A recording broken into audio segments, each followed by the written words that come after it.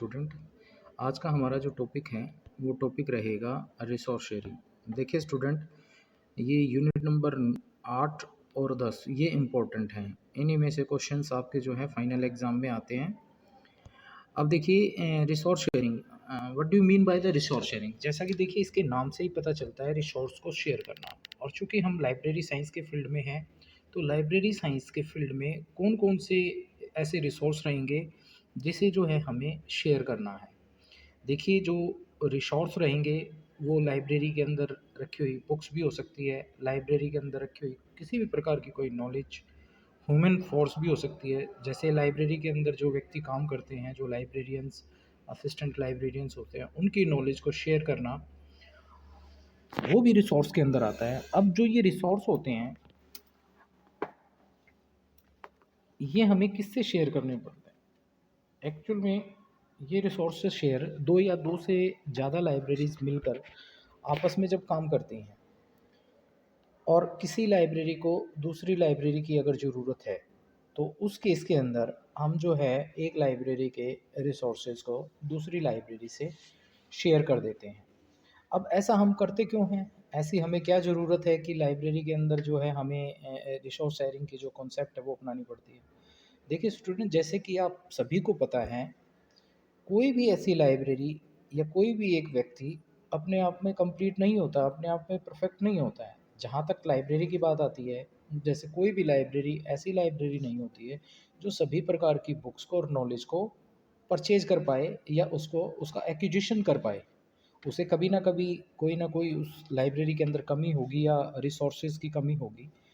तो वो रिसोर्सेज की कमी को पूरा करने के लिए लाइब्रेरीज आपस में मिलकर एक कोऑपरेटिव वर्क करती हैं, आपस में मिलकर एक दूसरे का सहयोग करती हैं।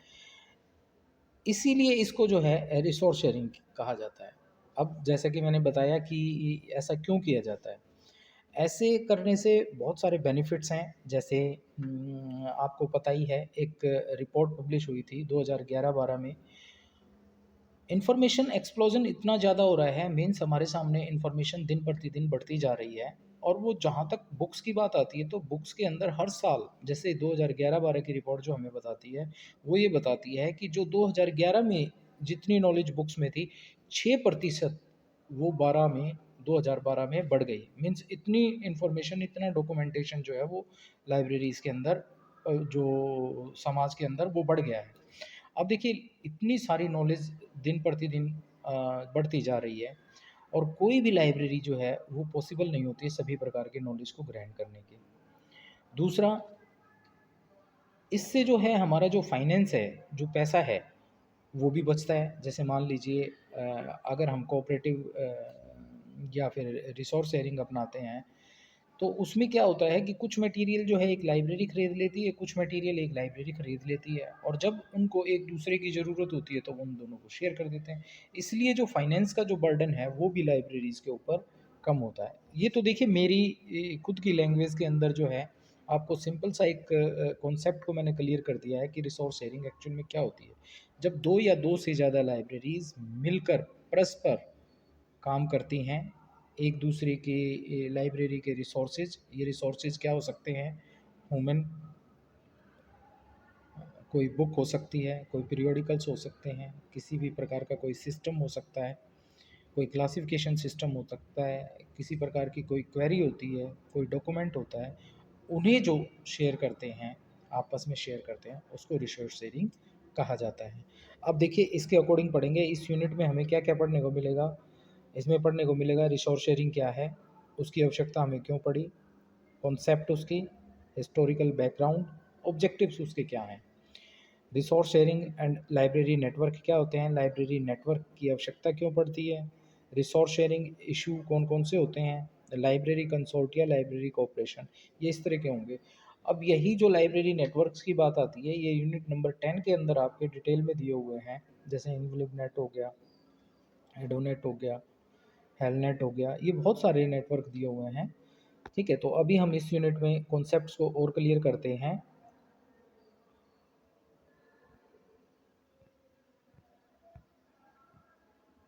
रिसोर्स शेयरिंग, एक्चुअल में रिसोर्स शेयरिंग जो क्या है, resource sharing is a concept quite often talked about in the library in the literature of LIS।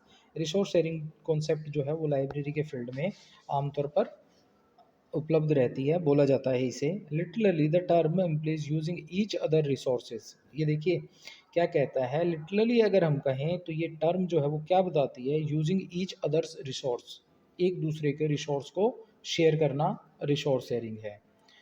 एडमोंड्स define it as, अब एडमोंड्स रहे हैं लाइब्रेरी साइंस के फील्ड में, वो इसे कैसे डिफाइन करते हैं, the reciprocally beneficial sharing of resource, कि भाई रिसोर्सों का जो है किसी न किसी बेनिफिट के लिए जो है शेयर करना, डेवलप और pre exist by the two or more bodies, दो या दो से ज़्यादा बॉडीज जो हैं वो एक दूसरे को रिसोर्सों को शेयर करते हैं, तो वो क्या कहलाती है, रिसोर्स शेयरिंग कहलाती है।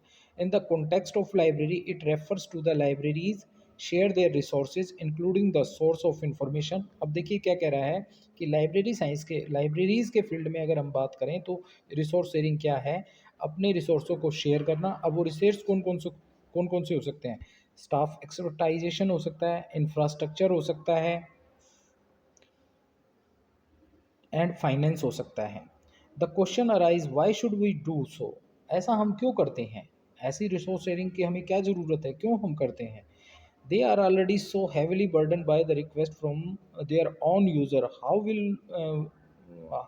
will they cater to the need of other library. The answer lies in the knowing the situation in which they find themselves in present in the following paragraph। अब नीचे के पैराग्राफ में हम पढ़ेंगे कि हमें इसकी आवश्यकता जो है रिसोर्स शेयरिंग की क्यों है। देखिए रिसोर्स शेयरिंग आपको समझ में आ गया होगा, जब दो या दो से ज़्यादा लाइब्रेरीज मिलकर आपस में रिसोर्सों को शेयर करते हैं। अब वो रिसोर्सेज क्या हो सकते हैं, वो कोई स्टाफ एक्सपर्टाइजेशन हो सकती है, वो कोई प्लेस हो सकता है, फाइनेंस हो सकता है, किसी प्रकार की कोई नॉलेज हो सकती है, तो उसे रिसोर्स शेयरिंग कहा जाता है। अब इसकी आवश्यकता क्यों पड़ती है हमें, the stock in the trade in libraries education example document are available in plenty, बहुत सारे डॉक्यूमेंट जो हैं वो अवेलेबल हैं। The rate of increase in such that it termed explosion, और उनका जो बढ़ने का जो रेशियो है वो प्लेंटी है, वो बहुत ज़्यादा है।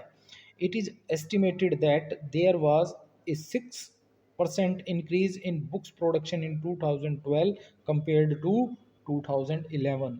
2011 की अपेक्षा 2012 में 6% जो है बुक्स का प्रोडक्शन ज़्यादा हुआ है। They are available in variety of formats, और ये जो है बहुत सारे फॉर्मेट्स में अवेलेबल हैं, जैसे बुक फॉर्म में भी हैं, इलेक्ट्रॉनिक फॉर्म में भी हैं। The channel of the availability of these document are also varied, adding to complexity of their acquisition, और इनकी जो ये जो प्रोडक्शन जो हो रही है, बुक्स की प्रोडक्शन जो ज़्यादा हो रही है, जो इन्फॉर्मेशन बुक्स में आ रही है, इसको प्राप्त करने के चैनल भी विभिन्न प्रकार के हैं, और हर एक लाइब्रेरी को उनको जो है प्राप्त करने के तरीकों का नहीं पता है। Price of the document are on the increase, और इनका प्राइस भी जो है डॉक्यूमेंट्स का बढ़ रहा है। Periodically price are on increase 6% hike with the report in 2013, और 2013 में एक रिपोर्ट ने हमें बताया कि जो प्राइस डॉक्यूमेंट्स का बढ़ रहा है वो हर साल जो है 6% जो है वो बढ़ रहा है। Earlier the increase in the price used to be mainly in science. अब अगर हम पहले बात करें, पहले क्या होता था, जो प्राइस बढ़ता था वो मेनली साइंस, टेक्नोलॉजी और मेडिसिन के अंदर जो है वो बढ़ता था। But now it has been experience in other areas like humanities education too, और अब ये जो है ह्यूमैनिटीज़ और एजुकेशन में भी जो है ये बढ़ने लगा है। The price of this publication are in dollar, और इनका प्राइस जो है वो डॉलर्स में है। The widening gap between the dollars and rupee further effect the negativity the buying power of libraries in India. और देखिए रुपये और डॉलर के बीच में जो गैप है कि नियर अबाउट 70 से 75 रुपये में $1 आता है, वो भी चीज़ जो है इनके डॉक्यूमेंट्स पर असर डालती है। Increase the number of document are also demand physically space which is limitation for the library. और देखिए जो डॉक्यूमेंट बढ़ रहे हैं और जो आपकी लाइब्रेरी में आएंगे उनको जो है प्लेस भी चाहिए, मीन्स आपकी लाइब्रेरी में स्पेस भी चाहिए। Even they are able to buy all that is needed, where is the place to store the document. और आपको ये भी क्वेश्चन आपके सामने राइज होता है कि जो ये इतना इंक्रीज मटेरियल हो रहा है लाइब्रेरी में, आप परचेज भी कर लेंगे तो उसे स्टोर जो है वो कहाँ करेंगे। तो देखिए इसमें जो है इस पैराग्राफ्स में क्या बताया कि हमें जो है रिसोर्स शेयरिंग की आवश्यकता क्यों पड़ी है। एक रिपोर्ट 2011 और 11-12 की ये बताती है कि जो बुक प्रोडक्शन है वो हर साल जो है 6% वो बढ़ रहा है। ठीक है, और उसको प्राप्त करने के चैनल्स भी डिफरेंट डिफरेंट होंगे जिसके सभी नए लाइब्रेरीज को नॉलेज नहीं है, और उनके जो प्राइजेज हैं डॉक्यूमेंट के वो भी इंक्रीज हो रहे हैं। और दूसरा, अगर हम परचेज़ कर भी लेते हैं तो उसके लिए हमें स्पेस की भी रिक्वायरमेंट होती है। इन सभी समस्याओं को दूर करने के लिए हमें रिसोर्स शेयरिंग की ज़रूरत होगी। अगर मान लीजिए आज हमारे पास 4 बुक्स खरीदने का पैसा है तो हम 4 ही बुक खरीदेंगे, और मार्केट में 10 हैं तो 10 नहीं खरीद पाएँगे।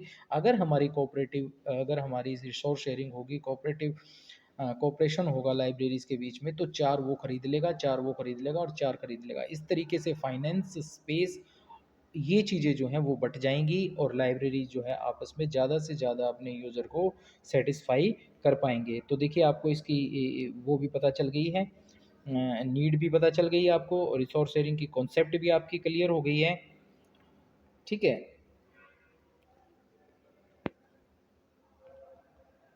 अब देखिए कुछ प्रॉब्लम्स हैं रिसोर्स शेयरिंग, जिसे जो है रिसोर्स शेयरिंग जो है वो सोल्व कर देती है। रिसोर्स शेयरिंग जो है वो कौन-कौन सी समस्याओं का समाधान कर देती है। देखिए क्या कहता है, resource sharing enables library to function effectively and efficiently in view of the above situation, sharing of resource may solve the problem as under. देखिए क्या कहता है, all libraries would not have acquire all document.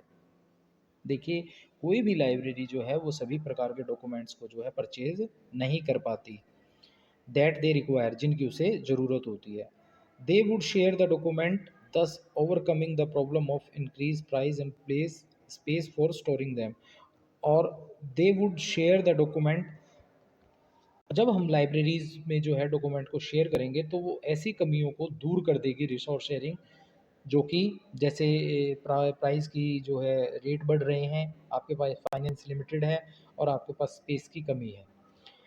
Second one is library by sharing would have access to large number of document, thus satisfying the increased demand for the document। और जो libraries के अंदर resource sharing होगी तो वो बहुत सारे documents तक अपनी एक्सेस पहुंचा पाएगी। अगर मान लीजिए मैंने अपनी लाइब्रेरी को दूसरी लाइब्रेरी से शेयर किया हुआ है तो मेरी अप्रोच है, मेरी लाइब्रेरी में तो है ही है, उस दूसरी लाइब्रेरी में है, और इसके कारण मैं अपने यूजर्स की हर प्रकार की डिमांड को जो है वो मैक्सिममली जो है वो सोल्व कर पाऊँगा। It would also allow them share the expertise of staff. देखिए स्टाफ भी एक्सपर्टाइज होता है, जैसे मान लीजिए हर व्यक्ति को सभी प्रकार की नॉलेज नहीं होती। मान लीजिए कि डॉक्यूमेंटेशन में या किसी और लाइब्रेरी के कार्य के अंदर मुझे नॉलेज नहीं है, या मुझे किसी प्रकार की कोई दिक्कत आ रही है तो मैं दूसरी लाइब्रेरी से उसके रिगार्डिंग हेल्प मांग सकता हूँ। That point is also come in resource sharing. ये भी पॉइंट जो है आपका रिसोर्स शेयरिंग के अंदर आता है। Thus saving cost as well the time of the staff, और इससे जो है आपकी कॉस्ट भी बचेगी। अगर मान लीजिए अगर आपका एक एक्सपर्ट आपको बाहर से बुलाना पड़े, आपकी रिसोर्स शेयरिंग ना हो, तो वो पैसे भी लेगा, उसका कन्वेंस भी लगेगा और कॉस्ट भी लगेगी, और देखिए आपका टाइम भी बचेगा। अगर आप ये चीज़ें एक लाइब्रेरी से कोऑपरेट करके करते हैं, आजकल तो बहुत सारे सॉफ्टवेयर हैं, जैसे एनी डेस्क है। अगर मान लीजिए मुझे मेरे पीसी के अंदर कोई प्रॉब्लम आ रही है सॉफ्टवेयर में कोई, मैं दूसरी लाइब्रेरी से, मेरी रिसोर्स शेयरिंग के प्रोटोकॉल्स हैं, तो मैं उसे जो है एक सॉफ्टवेयर आता है एनी डेस्क, उससे जो है अपने सिस्टम को शेयर करके और वहीं दूर से ही बैठ के अपने सिस्टम को ठीक करा सकता हूँ। They would now be complicated freely from routine technical procedure as we would done on the common basis between them। और ये जो अगर मान लीजिए कोई टेक्निकल प्रॉब्लम है या और किसी प्रकार की कोई प्रॉब्लम है तो उसे जो है रिसोर्स शेयरिंग से दूर किया जाएगा। तो आई थिंक आपको अब ये नीड समझ में आ गई होगी इसकी, क्यों आवश्यकता है और किस प्रकार की जो प्रॉब्लम्स हैं उनको दूर किया जा सकता है। ये कॉन्सेप्ट तो अब करने का कोई फ़ायदा नहीं है, क्योंकि कॉन्सेप्ट आपने जो है वो समझ लिया। Resource sharing means joint use of resources, joint use of resources को जो है रिसोर्स शेयरिंग कहा जाता है। Resource refers to the source which one use to get some work done. और रिसोर्स किसे कहा जाएगा? रिसोर्स उसे कहा जाएगा जिससे हेल्प लेकर हम अपने कार्य को करते हैं। थोड़ा सा कर देता हूँ भाई, मैं थोड़ा सा पढ़ा देता हूँ कॉन्सेप्ट को। अब encyclopedia of library and information science जो है वो क्या डिफाइन करती है रिसोर्स एरी के बारे में, रिसोर्सेज के बारे में। देखिए क्या कहता है, encyclopedia of library and information science define resource अब ये रिसोर्स शेयरिंग था, तो ये सिर्फ रिसोर्स को बता रहा है कि क्या होता है resource. Resource as a person, एक व्यक्ति हो सकता है, thing, action to which one resort to when needed. वो कोई पर्सन हो सकता है, वो कोई एक्शन होता है जिसकी उसे जब ज़रूरत होती है उसका उपयोग करके अपनी समस्या का समाधान कर सकता है।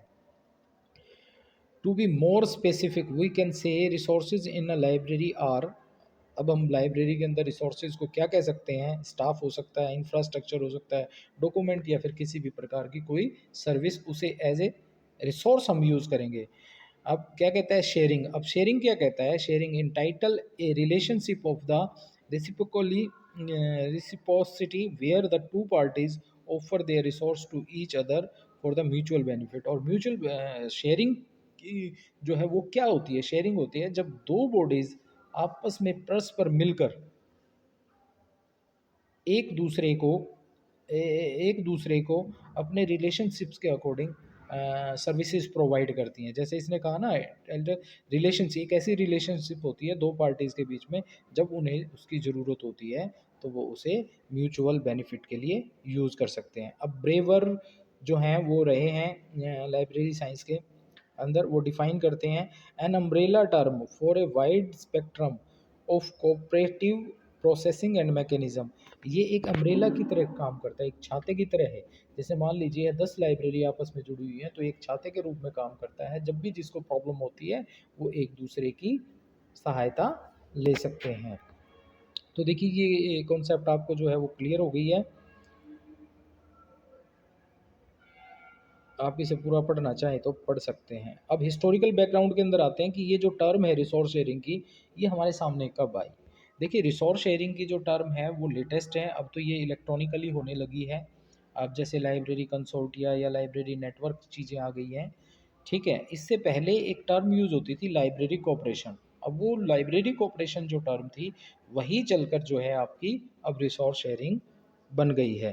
तो क्या कहता है, library cooperation in modern time can be traced back to the efforts of library of Congress. और इस कॉन्सेप्ट का जो है डेवलपमेंट कब हुआ था, ये डेवलपमेंट हुआ था LC, library of Congress.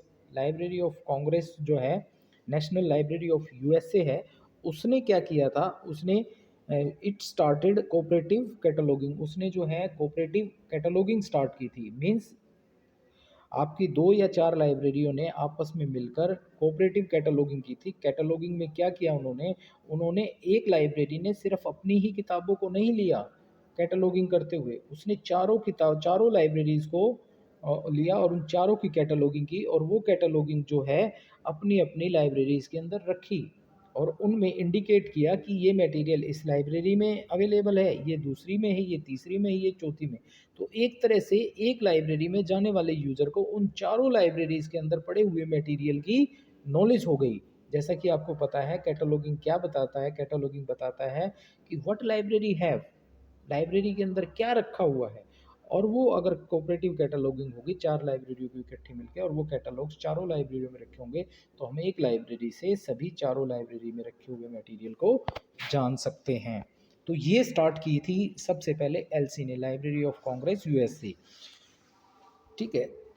There bye enabling participating library to know about each other sources. और देखिए जैसा कि मैंने बताया कि इसने क्या बताया, ये जो कोऑपरेटिव कैटलॉगिंग हुई इसने बताया कि ताकि यूज़र जो है जान सके ईच अदर्स के रिसोर्सेज के बारे में। It result in the standardize in practice and also help them to save the their resources. और इसने क्या हेल्प की, इसने to save their resources, resources को सेव करने की हेल्प की। मान लीजिए मुझे एक डॉक्यूमेंट चाहिए, मेरी लाइब्रेरी में नहीं है, तो मैं ये नहीं सोचूंगा वहाँ पर कि मैं इसे परचेज कर लूँ, मैं ये सर्च करूँगा कि ये इन चारों में से किस लाइब्रेरी के अंदर है, उस लाइब्रेरी से लेकर मैं अपने यूज़र को सेटिस्फाई कर दूंगा। अब देखिए उसके लिए मुझे मनी तो नहीं खर्च करनी पड़ी।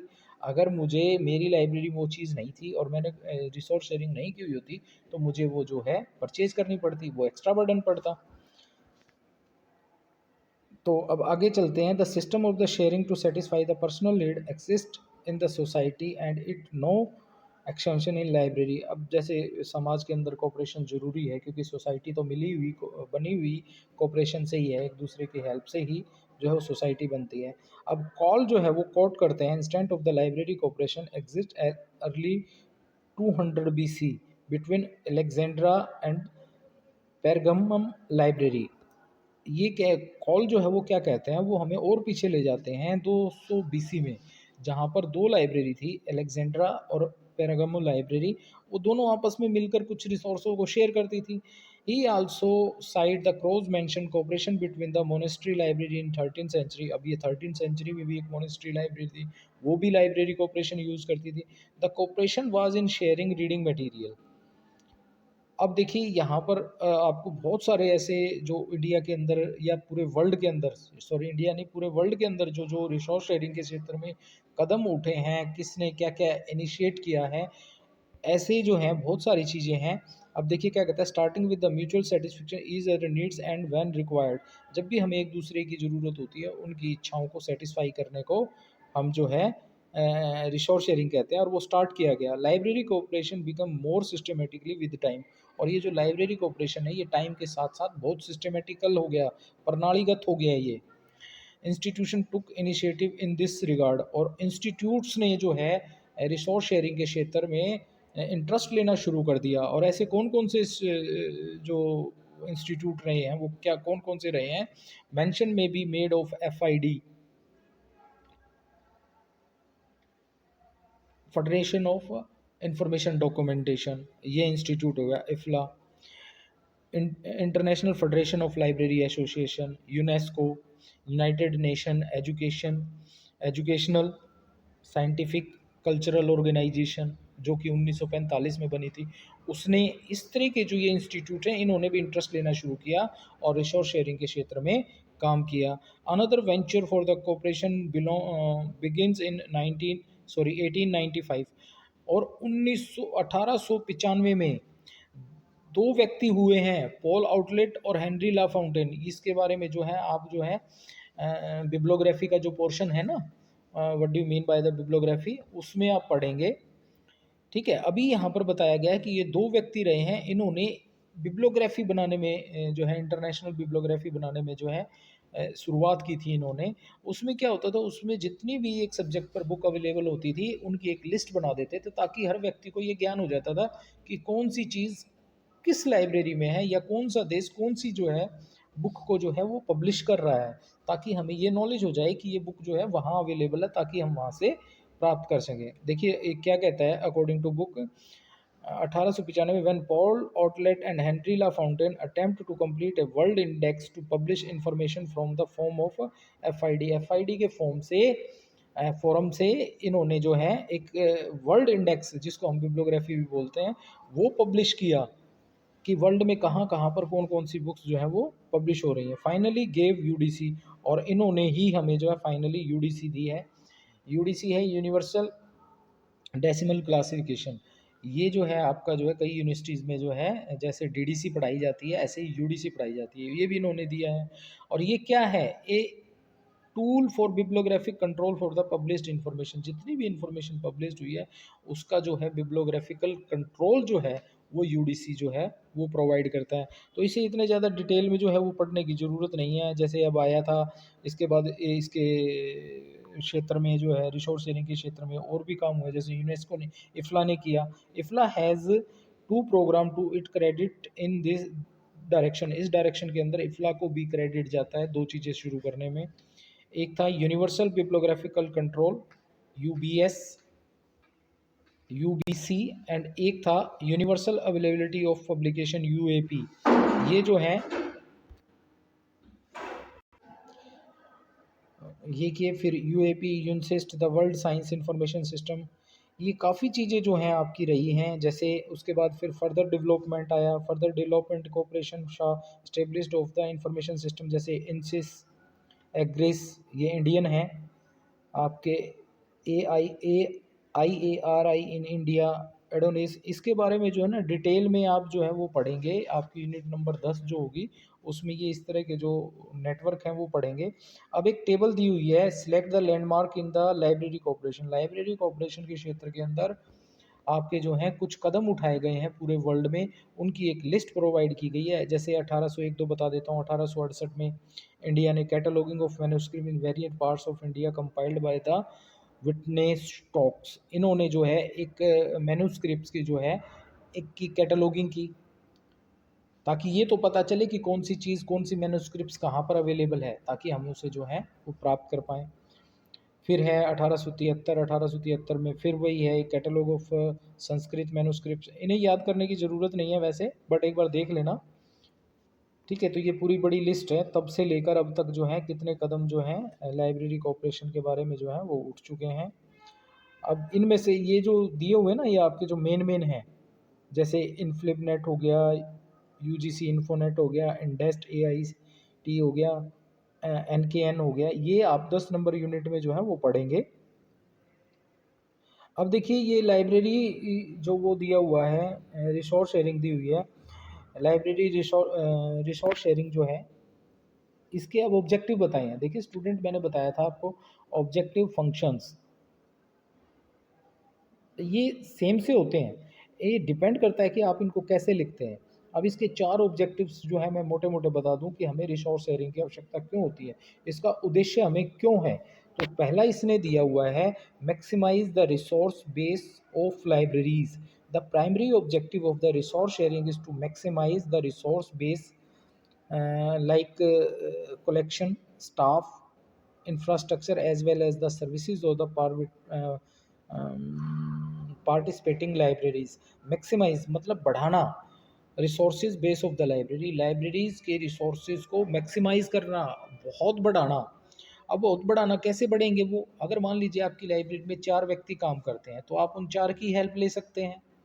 बट अगर आपकी लाइब्रेरी 10 लाइब्रेरी से कोऑपरेट किए हुए हैं तो एक यूज़र आप आपकी लाइब्रेरी के स्टाफ से नहीं, उन 10 लाइब्रेरी के स्टाफ से भी कोऑपरेशन जो है वो ले सकते हैं। तो अब आपने एक्सेस जो है वो कितनी मैक्सिमाइज कर दी, कितनी बढ़ा दी है। ठीक है, तो इसका बेसिक ऑब्जेक्टिव जो है ये यही है। आगे क्या कहता है, a library when functioning as the part of the resource sharing programme would have its disposal resource of other libraries beside its own to serve its user. अब देखिए अगर आप पार्टिसिपेटिंग लाइब्रेरी से जुड़े हुए हैं रिसोर्स शेयरिंग के तहत, तो आप जो है अपनी ही लाइब्रेरी के रिसोर्सों को नहीं, अदर लाइब्रेरी के रिसोर्स जो आपकी संपर्क में हैं, जिनके साथ आपने रिसोर्स शेयरिंग कॉन्ट्रैक्ट किया हुआ है, उनके रिसोर्सों को भी शेयर कर सकते हैं। इन अदर वर्ड्स, दूसरे शब्दों में हम कह सकते हैं, the resource of any library would be the resource of every other library. अगर आप रिसोर्स शेयरिंग से जुड़े हुए हैं तो आप क्या कह सकते हैं, रिसोर्स, एक लाइब्रेरी के रिसोर्स वो उसी के रिसोर्स नहीं है, बल्कि वो सभी लाइब्रेरी के जो रिसोर्स शेयरिंग से जुड़ी हुई हैं, उन सभी लाइब्रेरी के रिसोर्सेज हैं। नेक्स्ट है democratic and wide access of information. एक स्वतंत्रता पूर्वक एक्सेस प्रोवाइड करना और ज़्यादा से ज़्यादा इंफॉर्मेशन तक एक्सेस प्रोवाइड करता है रिसोर्स शेयरिंग। अब देखिए नेचुरल सी बात, अगर आपकी एक लाइब्रेरी की जगह 10 या 20 या 50 लाइब्रेरी आपस में जुड़ी हुई है, तो आपकी इंफॉर्मेशन तक एक्सेस सिर्फ एक लाइब्रेरी तक नहीं है, वो पूरी 50 या जितनी लाइब्रेरी एक कंसोर्टिया के अंदर या एक लाइब्रेरी नेटवर्क के अंदर जुड़ी हुई है, वहाँ तक आपकी है।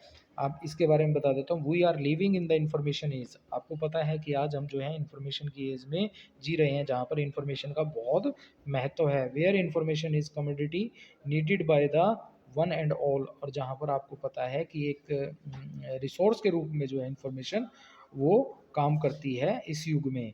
We are highly dependent on information, और हम जो है वो काफ़ी कुछ जो है इंफॉर्मेशन, सूचनाओं पर डिपेंड करते हैं। It is required for learning, और ये हमें क्यों ज़रूरत होती है इन्फॉर्मेशन की, लर्निंग के लिए, टीचिंग के लिए, रिसर्च के लिए, एंटरटेनमेंट के लिए, डिसीजन मेकिंग के लिए एट द डिफरेंट लेवल और विभिन्न लेवल पर। In view of this scenario one should not be deprived of information. Library have different document collection to satisfy the information need of their user. और library के अंदर जो है बहुत सारे डिफरेंट डिफरेंट डॉक्यूमेंट होते हैं अपने यूज़र्स की जो इंफॉर्मेशन के प्रति रिक्वायरमेंट है उसको सेटिस्फाई करने में। They are strong in some area and poor in other. और नेचुरल सी बात है, कुछ लाइब्रेरीज़ की जो है वो क्वालिटी होती है और कुछ कमियाँ होती हैं। एक लाइब्रेरी मान लीजिए किसी एरिया के अंदर जो है वो काफ़ी जो है एडवांस में स्ट्रॉन्ग होती है, अच्छा काम करती है, और किसी एरिया में जो है वो कमज़ोर होती है। मीन्स मान लीजिए मैं अपनी लाइब्रेरी की बात करूँ तो मेरी लाइब्रेरी में जो है एजुकेशन का मटेरियल बहुत अच्छा है, बट जहाँ जहाँ बात आती है बायो साइंस की, साइंस की, वहाँ मटेरियल कम है। तो अगर मैं रिसोर्सेज शेयरिंग करूँगा किसी साइंस की लाइब्रेरी से, तो वहाँ से मेरी जो है डिमांड वो पूरी हो जाएगी, और उस लाइब्रेरी को, साइंस की लाइब्रेरी को एजुकेशन से रिलेटेड मटेरियल चाहिए, वो डिमांड पूरी हो जाएगी। तो इसका मेन रिसोर्स शेयरिंग का उद्देश्य क्या है? उद्देश्य है कि भाई इन्फॉर्मेशन तक, हर प्रकार की इन्फॉर्मेशन तक जो है एक्सेस प्रोवाइड करना। If library share with the each other they can overcome the limitation of the poor document. जैसे मैंने बताया कि जिस एरिया में लाइब्रेरी अगर पुअर है तो उस एरिया के अंदर जो है ओवरकम पा सकती है।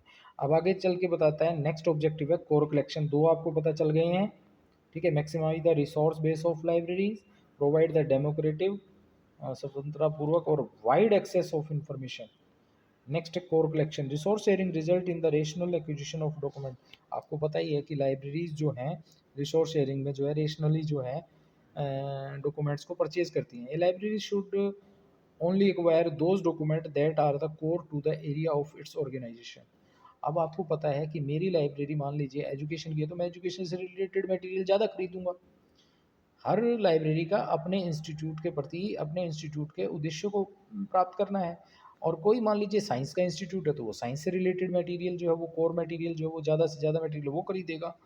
तो अब आगे क्या कहता है, it can satisfy the minor or auxiliary need of user from other libraries. और ऐसा करके हम जो है अपनी लाइब्रेरी के स्टूडेंट्स को तो ज़्यादा से ज़्यादा सेटिस्फाई कर सकते हैं, बट दूसरी लाइब्रेरी के यूज़र्स को कम हम जो है सेटिस्फाई करवाते हैं। with which it share its resource, similarly it can satisfy the minor need of the other library। और देखिए कोर कलेक्शन के साथ साथ हम अपने यूजर्स की माइनर्स नीड को भी जो है वो सेटिस्फाई कर देते हैं। इसमें कहने का मतलब ये है कि हर लाइब्रेरी अपने कोर मटेरियल को पहले खरीदती है और दूसरे मटेरियल को बाद में खरीदती है, और हम अपने यूज़र की जो डिमांड होती है, जो मेन डिमांड होती है, उसको तो हम सेटिस्फाई कर ही देते हैं। बट अगर हम रिसोर्स शेयरिंग के अंदर हैं तो हम उनकी माइनर्स जो डिमांड होती हैं, जो अदर लाइब्रेरी से पूरी हो सकती हैं, वो भी पूरी कर सकते हैं।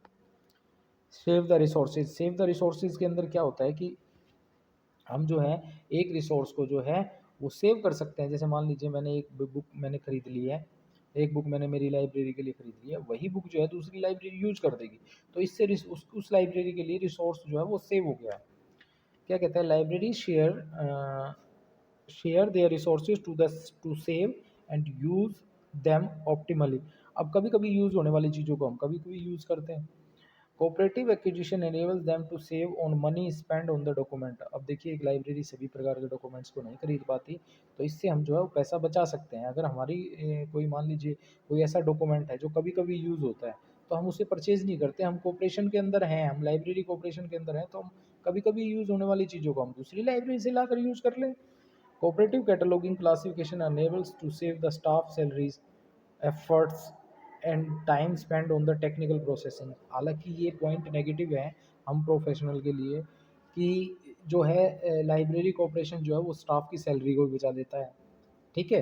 वो स्टाफ की सैलरी को बचा लेता है, ह्यूमन रिसोर्स तो कम हुआ, हमें कम मतलब नौकरियां मिलेंगी। बट ये हकीकत है रिसोर्स शेयरिंग के अंदर कि हम जो है कोऑपरेटिव क्लासिफिकेशन कैटलॉगिंग के अंदर हैं, रिसोर्स शेयरिंग के अंदर हैं। तो उसमें हम जो है किसी स्टाफ की एक्सपर्टाइजेशन जो है वो दूसरी लाइब्रेरी से ले सकते हैं। अगर हमें कैटलॉगिंग करवानी है तो हम उनसे कैटलॉगिंग करवा लेंगे, हमें अपनी लाइब्रेरी में वो स्टाफ रखने की ज़रूरत नहीं है। हालांकि पॉइंट नेगेटिव है, बट रिसोर्स शेयरिंग के पॉइंट ऑफ व्यू से हम इसे देखेंगे। Enable uniform practice in the routine, ये आप पढ़ लेना। रैशनल एक्विजिशन, ये बिल्कुल सिंपल से हैं। अब देखिए बात आती है resource sharing and library network.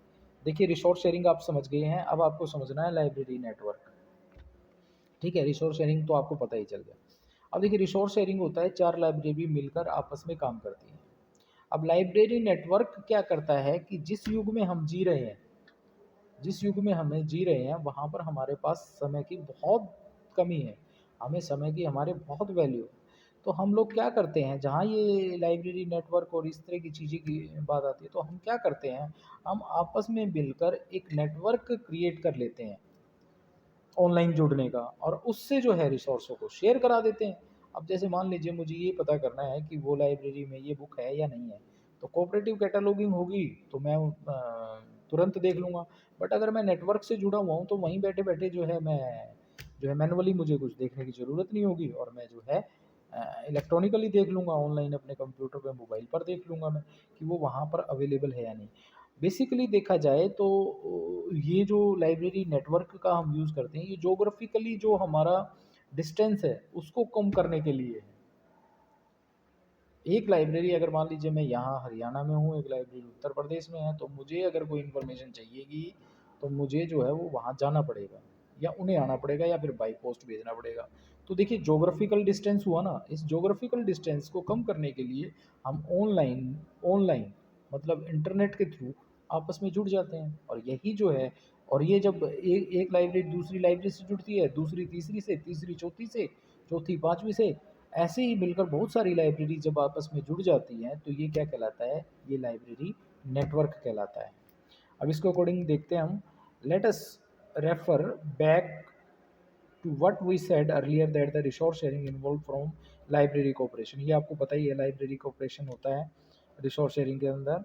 And they and that library cooperation was not effective due to the geographical distance between the library and limitation of the duplicating and transmitting document between cooperative library। अब देखिए क्या कहता है, ये जो resource sharing है, ये library cooperation है, ये जो है इतना ज़्यादा इफेक्टिव नहीं हो पाता मैनुअल फॉर्म के अंदर।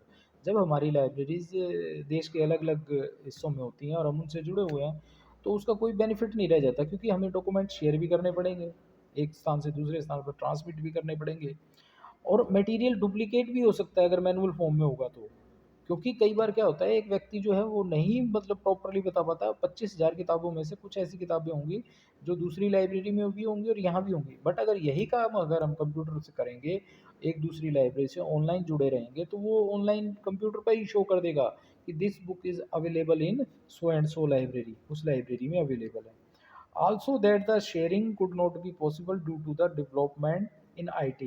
और देखिए रिसोर्स शेयरिंग अब आईटी डेवलप हो गई है, इंफॉर्मेशन टेक्नोलॉजी डेवलप हो गई है, तो लाइब्रेरी कोऑपरेशन जो मैनुअल लाइब्रेरी कोऑपरेशन है वो अब इतना सक्सेसफुल नहीं रहा।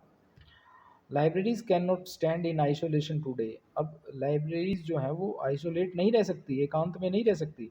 There was a well accepted fact that and दस we thus there were concerned effort on the part of the corporate, these efforts were made productivity development in the information communication technology। और इसके बाद हमने सोचना शुरू किया कि भाई इस प्रॉब्लम से, जो मैनुअल फॉर्म की जो प्रॉब्लम है, इस पर ओवरकम कैसे पाया जाए, और उसके बाद हमने जो है इंफॉर्मेशन कम्युनिकेशन टेक्नोलॉजी के क्षेत्र में जो है काम करना शुरू किया। Libraries could be connected locally as well as globally in library networks. और उसके बाद हमने क्या पाया कि लाइब्रेरी जो है वो लोकली ही नहीं, ग्लोबल लेवल पर भी एक दूसरे से जुड़ सकती हैं into library network. Library network के थ्रू मीन्स कहने का मतलब ये है, जब 8 10 20 50 लाइब्रेरीज आपस में मिलकर काम करती हैं और वो कनेक्ट होती हैं थ्रू इंटरनेट, तो वो क्या बनाती हैं, वो लाइब्रेरी नेटवर्क बनाती हैं। अब क्या कहता है, computers made possible electronic document and telecommunication made possible their transfer and transmit. अब देखिए कंप्यूटर्स जो हैं उन्होंने क्या बनाया, computer made possible electronic document. अब कंप्यूटर की सहायता से जो है हम डॉक्यूमेंट को इलेक्ट्रॉनिक बना देते हैं। अब वो इलेक्ट्रॉनिक बनता कैसे है, जैसे मान लीजिए मेरे पास एक मैनुअल बुक पड़ी है, मैंने उसको स्कैन किया और उसकी पीडीएफ बना के अपने पीसी में रख ली, तो ये काम किससे हुआ, पीसी ने हुआ। तो पीसी ने क्या किया, एक डॉक्यूमेंट को जो है, एक बुक को जो है वो इलेक्ट्रॉनिक बना दिया। और कम्युनिकेशन टेक्नोलॉजी ने क्या किया, क्या कहता है, telecommunication made possible their transfer and transmittance electronically. और टेली कम्युनिकेशन ने क्या किया, हमने ठा के मेल कर दिया उसको या व्हाट्सअप कर दिया। अब वो टेली कम्युनिकेशन ने जो है वो क्या कर दिया, उसको ट्रांसफ़र करने में हमारी हेल्प की। 10 और इस तरह से overcoming the barriers of the geographical distance and time. और इस तरह से हमने जो है जोग्राफिकल जो बैरियर्स थे, जो प्रॉब्लम्स थी, उस पर जो है ओवरकम कर लिया हमने, उस पर काबू पा लिया और हमारा समय भी बच गया। दस develop made possible establish of the library network. और ऐसा कैसे पॉसिबल हुआ? ऐसा पॉसिबल हुआ लाइब्रेरी नेटवर्क से। अब देखिए लाइब्रेरी नेटवर्क, इसकी भाषा में मैं आपको बता देता हूँ सिंपल सा। लाइब्रेरी नेटवर्क क्या होते हैं? Library network has been defined as a group of individual और ऑर्गेनाइजेशन। क्या कहता है? ग्रुप ऑफ इंडिविजुअल या कोई व्यक्ति या ऑर्गेनाइजेशन का group that are interconnected to form a system, जो आपस में जुड़ जाता है एक सिस्टम बनाने के लिए, टू अकम्प्लिश मोर स्पेसिफाइड गोल, और अपने बिल्कुल अपने जो उद्देश्यों को पाने के लिए, स्पेसिफिक उद्देश्यों को पाने के लिए। जब व्यक्ति या ऑर्गेनाइजेशन एक सिस्टम के तहत आपस में जुड़ जाते हैं अपनी समस्याओं का समाधान करने के लिए, वो समस्याएं किस तरह की हो सकती हैं? वो डॉक्यूमेंट की हो सकती है, वो नॉलेज की होती है, और स्टाफ एक्सपर्टाइजेशन की है। बट देखिए जो लाइब्रेरी कोऑपरेशन है उनमें हम जुड़ते हैं मैनुअली। रिसोर्स शेयरिंग में हम जो है रिसोर्स शेयर करते हैं, बट जिस चीज़ के थ्रू करते हैं that is called library network. The linkage, देखिए क्या कहते हैं, the linkage must include communication mechanism. अब ये जो लिंकेज होता है ना हमारा, जैसे हम एक लाइब्रेरी से दूसरे लाइब्रेरी से जुड़े थ्रू इंटरनेट, उसके अंदर क्या क्या चीज़ें यूज होती हैं? The linkage must include communication mechanism, उसके लिए कम्युनिकेशन मैकेनिज्म होगा। हम जो है फाइल एक स्थान से दूसरे स्थान पर भेजते हैं ना, वो बिना इंटरनेट के नहीं भेजते, और ये इंटरनेट के थ्रू भेजने का जो सिस्टम है ना, इसको हम बोलते हैं communication mechanism. And many network exist for the aspects purpose of the facility, और इसके लिए जो बहुत सारे नेटवर्क्स जो हैं वो अवेलेबल हैं। ठीक है, तो अब आप जो है वो समझ गए होंगे कि लाइब्रेरी नेटवर्क क्या होता है। इलेक्ट्रॉनिकली लाइब्रेरियों से जुड़ना, ठीक है, वो कहलाता है आपका लाइब्रेरी नेटवर्क। अब क्या कहते हैं? Network function to marshal resource from its environment to accomplish result beyond ability of any one of its member. अब ये क्या कहते हैं? जो लाइब्रेरी, ये नेटवर्क्स जो हैं वो काम करते हैं रिसोर्सों को शेयर, मार्शली रिसोर्सों को शेयर करने में, जहाँ एक व्यक्ति विशेष मैनुअली नहीं कर पाता। A network develop an organisational design structure allows it established identifiable domain exercise appropriate in function over its member it based on the telecommunication. ये वही है इंटरनेट से जुड़ना ऑर्गेनाइजेशंस का। अब देखिए लाइब्रेरी नेटवर्क्स की नीड हमें क्यों पड़ी? पहले था रिसोर्स शेयरिंग की नीड क्यों पड़ी? अब वो जो रिसोर्स शेयरिंग है वो किसके थ्रू की जाती है? वो की जाती है लाइब्रेरी नेटवर्क के थ्रू। अब हमें लाइब्रेरी नेटवर्क की ज़रूरत क्यों पड़ी? हमें लाइब्रेरी नेटवर्क की ज़रूरत क्यों पड़ी? क्योंकि अब समय चेंज हो गया है। अब जो है नई नई टेक्नोलॉजी हमारे सामने आ गई है। व्यक्ति विशेष के पास समय का अभाव है, यूजर्स के पास समय का अभाव है, और हम वेट नहीं कर सकते अब किसी डॉक्यूमेंट को दूसरी लाइब्रेरी से अपनी लाइब्रेरी में या किसी चीज़ को यूज़ करने में, क्योंकि ये टेक्नोलॉजी हमारे सामने आ गई है। हम एक ईमेल करेंगे, तुरंत आपका मटेरियल जो है पीडीएफ अटैच करो और तुरंत मिल जाएगा, या फिर हम कोई वेबसाइट सर्च करेंगे, उसमें कोई डॉक्यूमेंट पड़ा है, क्लिक करेंगे और वो आ जाएगा। तो सबसे बेसिकली टेक्नोलॉजी का बढ़ना, आना हमारे सामने, समय का अभाव, और जो वास्ट इंफॉर्मेशन जो अवेलेबल है मार्केट के अंदर, उसमें से किसी हमारे एक काम की इंफॉर्मेशन को छांटने में लगने वाले टाइम का अभाव। तो अब देखिए क्या कहता है, the term network increasingly use in the place of the resource sharing. अब रिसोर्स शेयरिंग के स्थान पर देखिए, पहले लाइब्रेरी कोऑपरेशन, फिर रिसोर्स शेयरिंग, और अब आ गया नेटवर्क। अब जो है रिसोर्स शेयरिंग के स्थान पर नेटवर्क यूज होने लगा है, और कोऑपरेटिव सिस्टम।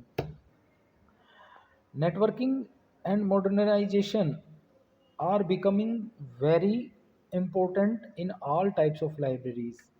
अब देखिए मॉडर्नाइजेशन और नेटवर्किंग जो है सभी प्रकार की लाइब्रेरी के लिए बहुत इंपॉर्टेंट हो गया है, क्योंकि अब देखिए मोदी जी आने के बाद तो बहुत ज़्यादा हो गया digitalisation. important in all types of library as they enable user to have access to the resource of many other libraries in addition to their own। अपनी लाइब्रेरी के साथ साथ बहुत सारी लाइब्रेरियों से डॉक्यूमेंट प्राप्त करने की फैसिलिटी जो है वो अब पॉसिबल हो गई है। The development in the information technology made it possible. और देखिए डेवलपमेंट ऑफ टेक्नोलॉजी, मैंने अपनी भाषा में बता ही दिया था आपको कि टेक्नोलॉजी जो है, नई टेक्नोलॉजी आ रही है और हमें उससे रूबरू होना पड़ेगा, और ये जो नहीं होगा वो पीछे रह जाएगा।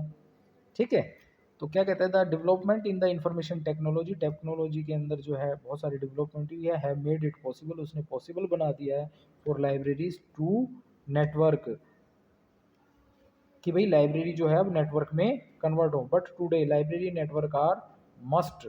अब देखिए आज लाइब्रेरी जो है नेटवर्क जो है वो मस्ट हो गया। वो क्यों हो गया? Increase amount of information in electronic form.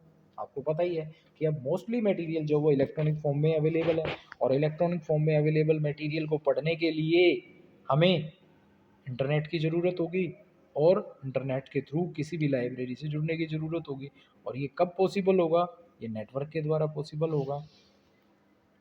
तो क्या कहता है, information in stored in the print, film, magnetic, optical, storage media. आज जो है इंफॉर्मेशन जो है वो कहाँ स्टोर होने लगी है? फिल्म में सॉरी जो इंफॉर्मेशन है वो कहाँ स्टोर होती है? या तो वो प्रिंट मटेरियल में होती है, या फिल्म में, या मैग्नेटिक में, या ऑप्टिकल स्टोरेज में। The information production in the year 2002, 2002 में was distributed in themselves various media as under.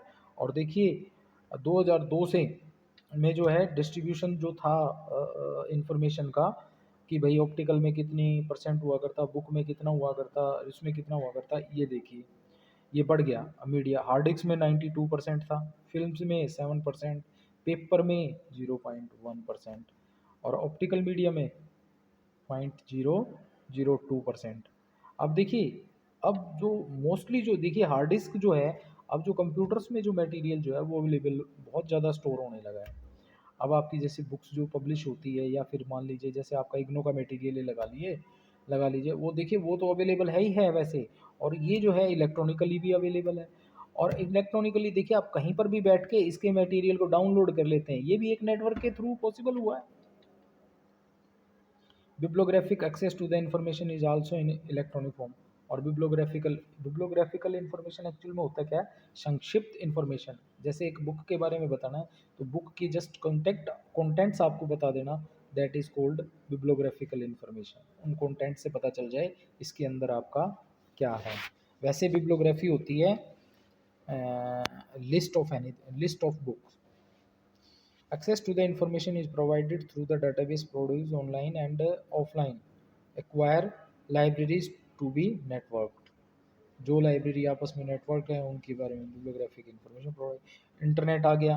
अब देखिए ये कह रहा है आपको यहाँ पर लाइब्रेरी नेटवर्क की ज़रूरत क्यों हुई? क्योंकि देखिए बहुत सारी जो है इलेक्ट्रॉनिक फॉर्म में मटेरियल बढ़ने लगा है। बिब्लियोग्राफिक एक्सेस जो है वो भी इलेक्ट्रॉनिक फॉर्म में आने लगी है। इंटरनेट आ गया हमारे सामने। Timely access to the information, समय पर हम किसी इंफॉर्मेशन को प्राप्त कर पाएँ, इसलिए लाइब्रेरी नेटवर्क ज़रूरी है। तो ये चीज़ें रही है, रीज़न रही है कि लाइब्रेरी नेटवर्क जो है वो आ गए हैं। अब क्या कहता है, resource sharing issue involve in implementation. अब जो इसे ये रिसोर्स शेयरिंग है इसको इम्प्लीमेंट करने में हमारे सामने कौन कौन से इश्यूज जो हैं वो आ रहे हैं।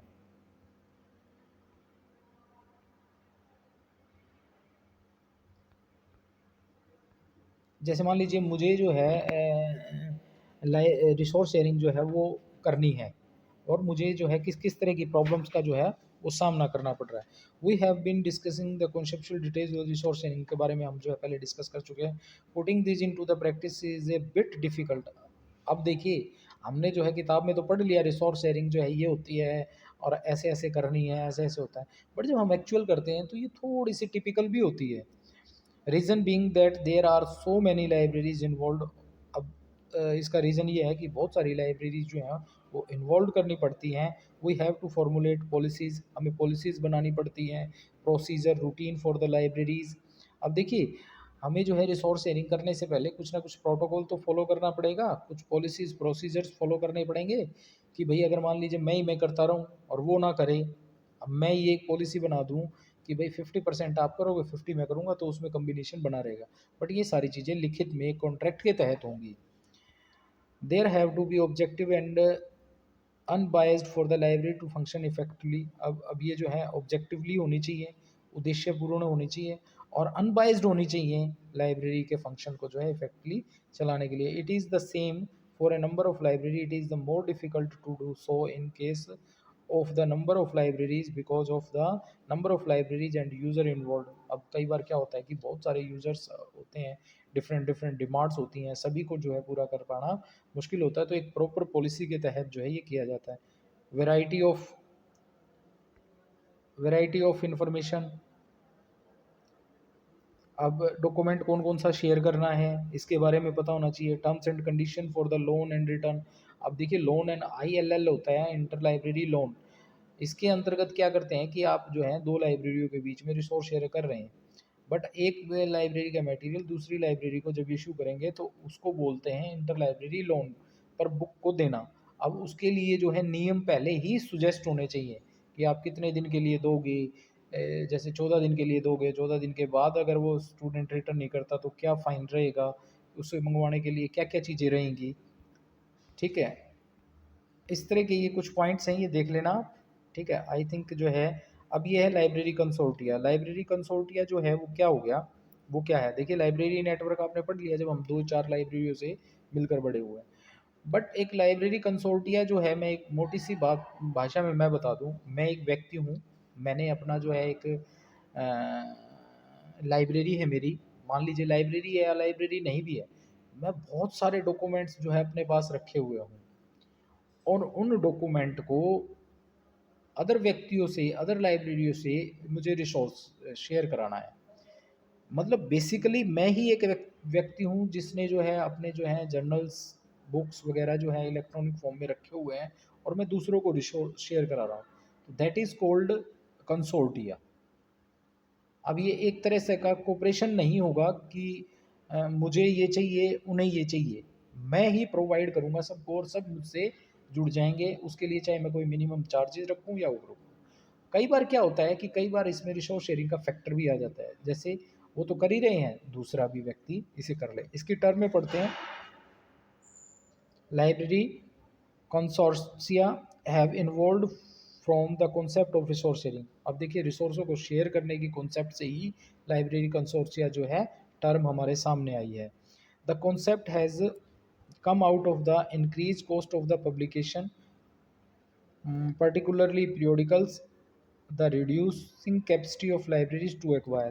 और ये कॉन्सेप्ट हमारे सामने इसका आने का एक रीज़न और है कि अब जो पब्लिकेशंस हैं उनके प्राइस काफ़ी बढ़ गए हैं, और बेसिकली देखा जाए तो इलेक्ट्रॉनिक फॉर्म में जो जर्नल्स, जो मैगजीन्स अवेलेबल हैं, उनके प्राइस में हाइक आना। Another factor is availability of the electronic publication and database. और दूसरा फैक्टर ये है कि सभी के पास जो है इलेक्ट्रॉनिकल डाटाबेस जो है वो अवेलेबल नहीं होता। अब increase cost of the journals lead library to cut down their acquisition. अब देखिए जैसे जर्नल्स वगैरह की जो है कॉस्ट बढ़ेगी तो हम जो है उनको एक्वायर करना कम कर देंगे। तो अब लाइब्रेरी कंसोर्टिया क्या कहता है, ये तो आपके रीज़न हो गए कि ये क्यों आया, मतलब कंसोर्टिया की जो टर्म है ये क्यों आई, क्योंकि देखो जर्नल्स के, बुक्स के जो इलेक्ट्रॉनिकली मटेरियल अवेलेबल है उसके प्राइस बढ़ रहे हैं, सभी लाइब्रेरी जो है इसको परचेज नहीं कर पाती। बट एक नॉमिनल चार्ज देखकर यूज़ तो कर सकते हैं हम। जैसे मान लीजिए मेरे पास 50 जो हैं बुक पड़ी हैं, 50 जर्नल पड़े हैं, वो मेरे पास तो हैं ही। अब मैं क्या करूँगा, मैं उनको दूसरे लाइब्रेरी से शेयर कर दूंगा और उनसे नॉमिनल चार्जेस ले लूँगा मैं सब्सक्रिप्शन बेस पर। जैसे मान लीजिए एक जर्नल, 50 जर्नल मुझे यूज़ करने के लिए मैं उनको सब्सक्रिप्शन दे दूंगा, 300 रुपये साल के दे दें। अब उससे चाहे कितने भी जुड़ जाएँ, कितनी भी लाइब्रेरी जुड़ जाएँ, 300 रुपये में। बट अगर वही 50 जर्नल एक लाइब्रेरी को लेने पड़े तो वो कम से कम 2.5 से 3 लाख रुपए के होंगे। ठीक है, तो इस तरीके से जब हम आपस में जुड़ते हैं तो मैंने क्या किया, मैंने एक लाइब्रेरी नेटवर्क के थ्रू एक कंसोर्टिया बना लिया। आगे क्या कहता है, library consortia is an association of two or more libraries. ये दो या दो से ज़्यादा लाइब्रेरी का जो है एक एसोसिएशन है। Form to work together toward achieving a chosen goal such as resource sharing. और ये जब आपस में मिलकर काम करते हैं रिसोर्स शेयरिंग के लिए। Consortium library often pool resource for joint purchase of free journal, share them for the access and delivery online. अब इसमें ऐसा भी हो सकता है दो या दो से ज़्यादा लाइब्रेरी जो हैं वो आधे जर्नल वो परचेज कर लेती है और आधे हम, और एक पूल बना देते हैं आपस में, एक दूसरे से जुड़ जाती हैं आपस में यूज़ करने के लिए। इससे बेनिफिट क्या होगा, आधा पैसा उस लाइब्रेरी का लगा, आधा इस लाइब्रेरी का लगा। और इस केस में होता क्या है, ये सिर्फ यूज़ होता है ऑनलाइन। कंसोर्टिया और रिसोर्स शेयरिंग में फ़र्क यही है कि इसमें मटेरियल सिर्फ ऑनलाइन ही यूज़ होगा। जैसे मान लीजिए मैंने अपनी 50 बुक ली है, दूसरी लाइब्रेरी ने 50 ली है, हमने दोनों ने जो है, बट वो हैं इलेक्ट्रॉनिक, तो हमने दोनों आपस में जुड़ गई, और हम जब मेरी 50 बुक्स की ज़रूरत होगी तो वो यूज़ कर सकते हैं, उनकी होगी तो यूज़ किसी भी लॉगिन आईडी पासवर्ड से। तो ये है जो है लाइब्रेरी कंसोर्टिया, इसकी कॉन्सेप्ट वगैरह कब क्या हुई ये आप इसमें पढ़ लेंगे, और इसको और डिटेल में कंसोर्टिया के बारे में जो है आप पढ़ेंगे यूनिट नंबर 10 में। अब क्या कहता है, library cooperation to the library consortia. अब लाइब्रेरी को कोऑपरेशन लगा लो, रिसोर्स शेयरिंग लगा लो, ये कंसोर्टिया के थ्रू जब हम रिसोर्सों को ऑनलाइन जो है वो करते हैं, शेयर करते हैं, दो लाइब्रेरी मिलकर या दो से ज़्यादा लाइब्रेरी, या फिर मैं ही एक अकेला व्यक्ति हूँ, मैंने ही परचेज़ कर लिया और मैंने ही सब्सक्रिप्शन बेस पर जो है आप लोगों को ऑनलाइन मटेरियल की एक्सेस प्रोवाइड कर दी। तो क्या कहता है, library cooperation, library resource sharing, library networking, library consortia, ये चारों की चारों एक जैसी ही टर्म है। लाइब्रेरी कोऑपरेशन सिंपली ये लगाओ, डॉक्यूमेंट्स एक स्थान से दूसरे स्थान पर एक लाइब्रेरी दूसरे लाइब्रेरी से शेयर करें, उसमें कोई ऑनलाइन का सिस्टम नहीं है। रिसोर्स शेयरिंग के अंदर वो थोड़ा और आगे बढ़ गया, डॉक्यूमेंट से आगे एक्सपर्टाइजेशन हो गई, कुछ ऑनलाइन मटेरियल है वो भी हो गया, कैटलॉगिंग भी हो गई। अब लाइब्रेरी नेटवर्क में क्या आ गया, दो लाइब्रेरी जुड़ेंगी, उसमें मैनुअल भी होगा आपका, जो है ऑनलाइन भी आप शेयर कर सकते हैं, एक्सपर्टाइजेशन भी शेयर कर सकते हैं। बट जहाँ तक बात आती है लाइब्रेरी कंसोर्टिया की, तो इसमें सिर्फ ऑनलाइन ही प्रोवाइड कर पाएंगे हम मटेरियल को। जैसे इसमें मोस्टली यूज़ होते हैं ई जर्नल्स। तो क्या कहता है, library cooperation, library resource sharing, library networking, library consortia are related term that need to be clarified, और इनको क्लैरिफाई करना जरूरी है। All the terms originate from the fact that library depend on each other, और ये चारों term जो हैं, ये सारी की सारी टर्म्स हैं, ये इस बात पर डिपेंडेंट है कि एक लाइब्रेरी को दूसरी लाइब्रेरी की ज़रूरत है, to serve their user effectively and, इसलिए तो ज़रूरत है और अपने यूज़र्स को इफ़ेक्टिवली और ज़्यादा से ज़्यादा सेटिस्फाई करने के लिए। They depend on each other for sharing physical resource, और ये जो हैं डिपेंड रहती हैं एक दूसरे पर फिजिकल रिसोर्स शेयर करने के लिए। डॉक्यूमेंट हो गए, जैसे पीरियोडिकल हो गए, स्पेस हो गया, इंफॉर्मेशन टेक्नोलॉजी हो गया, इंटेलेक्चुअल रिसोर्स हो गया, स्टाफ हो गया। ठीक है। अब आगे क्या कहता है, the term enumeratively above originated with the evolution of the concept of sharing between libraries. It started with the cooperation when libraries shared books between each other and provide the interlibrary loan service. और ये term जो है कब आई, जब library cooperation हुआ, जब हम books को एक लाइब्रेरी से दूसरे लाइब्रेरी में शेयर करते थे, किसके थ्रू, इंटर लाइब्रेरी लोन के through. Where in user could issue a book, जहाँ एक यूज़र जो है वो बुक्स को इशू करा सकता था दूसरी लाइब्रेरी का, not available with is her library from some other library. देखिए ये टर्म स्टार्ट हुई थी library cooperation, library resource sharing से, ये जो कंसोर्टिया की है, लाइब्रेरी कंसोर्टिया की। इसमें क्या होता था कि एक यूज़र जो है वो बुक इशू करा सकता है, वो चाहे उस लाइब्रेरी का ना हो, दूसरी लाइब्रेरी का हो, दूसरे इंस्टीट्यूट का हो, बट वो जिससे कोऑपरेशन है उस लाइब्रेरी से बुक इशू करा सकता था ILL के through, in providing limited copies available. Technology came to the force, उसके बाद जो है टेक्नोलॉजी आई, फॉर्म में जीरोक्स, और जीरोक्स होने लगी, copy of the portion required from the book facility to service, और उसके बाद जो है बुक इशू कराने की बजाय फ़ोटो कॉपी आई, फ़ोटो कॉपी हम दे देते थे, बुक इशू ना करा के इस पोर्शन की, और जो उसको रिक्वायर्ड थी वो हम उसको प्रोवाइड कर देते। Standardization in the library procedure and routine has be considered effort the library profession, it is essential for providing the service as well as for sharing between the library. Library of Congress has played a very important role in standardization. उसके बाद जो है library of Congress आया field में, और उसने जो है मॉडर्नाइजेशन के अकॉर्डिंग फैसिलिटी प्रोवाइड करनी शुरू कर दी।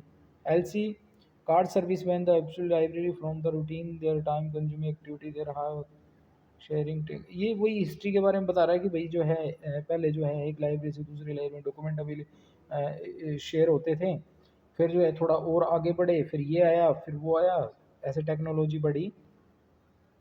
तो ये लाइब्रेरी जो कंसोर्टिया था लाइब्रेरी कोऑपरेशन, जो थ्रू टू लाइब्रेरी कंसोर्टिया था, ये क्या था कि भाई लाइब्रेरी के बीच में कोऑपरेशन होगा, बट अब कोऑपरेशन होगा ऑनलाइन। ठीक है, तो ये देखिए आपको resource sharing, library network, library cooperation और कंसोर्टिया, ये कॉन्सेप्ट समझ में आ गई होंगी। Thank you very much.